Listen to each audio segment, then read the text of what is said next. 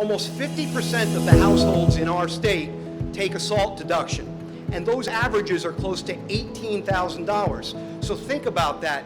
On the average, half the households in our state lost $8,000 worth of deductions based on this law. That's outrageous. It's unfair, particularly by the fact that we're a donor state with 71 cents coming back to us of the dollar that we all send to the federal government, particularly with things like as we're in the backyard of a great New Jersey transit hub where Gateway still hasn't been funded. It's an outrage. And I say to Secretary Mnuchin, and the Attorney General touched on this, beyond the 8 states that tried to do what we did as it related to creating this manner in which to claw back what's fair in ours, there's 33 other states that have programs very similar involving saving for college education, donating to domestic violence shelters, open space. They're all at peril. So fair is fair. If this law doesn't meet muster, then nor do any of those, and guess what?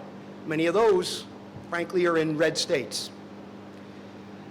I, love to think of this quote as somebody, as many of you, that tries to find compromise and reason.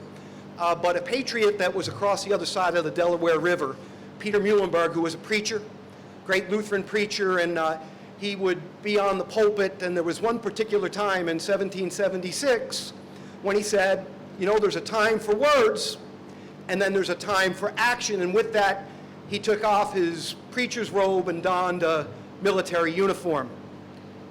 Now, God knows I'm not suggesting that there be any violence or conflict in that manner. Our courts are in play, led by this great Attorney General for the purposes of bringing around peaceable conflict and doing it in a way that's fair and within the rules known as the Constitution. So New Jersey, as the crossroads of the revolution, I predict, General, will be the place where equity will prevail.